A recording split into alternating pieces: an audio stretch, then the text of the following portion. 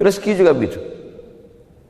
Kalau sudah tertulis untuk kita, maka dia tidak akan berpindah kepada orang lain.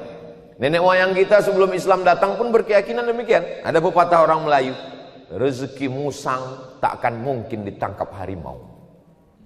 Kalaulah rezeki musang ditangkap harimau, musang itu sudah punah, sama dengan dinosaurus. Namanya musangsaurus. Sudah tak ada lagi di dunia.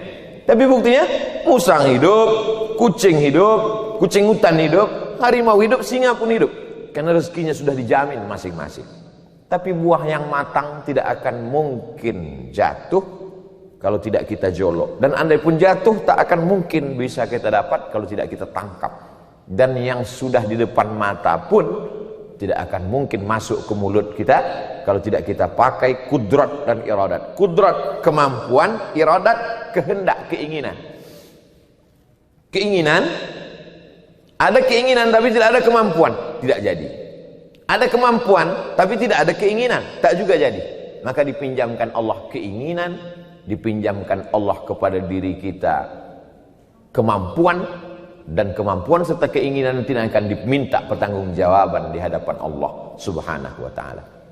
Kata Imam Syafi'i, rezeki itu mesti dicari. Kalau tidak dicari dia tidak dapat. Kata Imam Malik, kalau sudah rezeki kita dia akan datang kepada kita. Berbeda pendapat antara Imam Malik dengan Imam Syafi'i. Gurunya Imam Malik, muridnya Imam Syafi'i. Imam Syafi'i datang dari Makkah, Imam Malik di Madinah. Kata Imam Syafi'i, rezeki mesti kita cari, tuan guru. Kata Imam Malik, kalau sudah rezeki itu tak kucari pun pasti akan datang kepadaku. Dua-duanya benar. Kenapa demikian? Suatu ketika Imam Syafi'i pergi bekerja, lalu kemudian dia melihat ada buah anggur yang cantik. Ketika melihat buah-buahan yang manis lezat itu, yang terbayang di pikirannya adalah gurunya.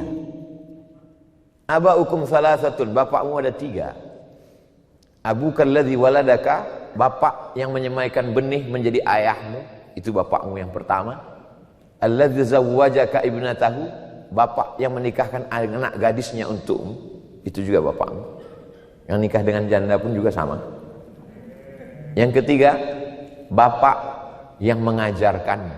Wa huwa afdaluhum, di antara bapak yang 3 ini, bapak kandungmu, bapak mertuamu, yang paling afdal adalah yang mengajarkan ilmu kepadamu.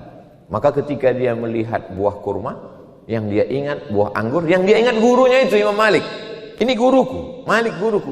Maka dia bawakan ke gurunya. Begitu sampai apa kata Imam Malik? Betul kan? Kalau sudah rezekiku, dia pasti akan datang kepadaku. Buktinya engkau yang membawakan kemari, Syafi'i. Kau yang mencari, tapi dia datang kemari. Jadi memang ada rezeki orang yang dibawakan, ada rezeki yang mencari sendiri, tapi rezeki jaminan Allah Subhanahu wa taala. Saya tidak ingin setelah selesai ini semuanya bersikap seperti Imam Malik.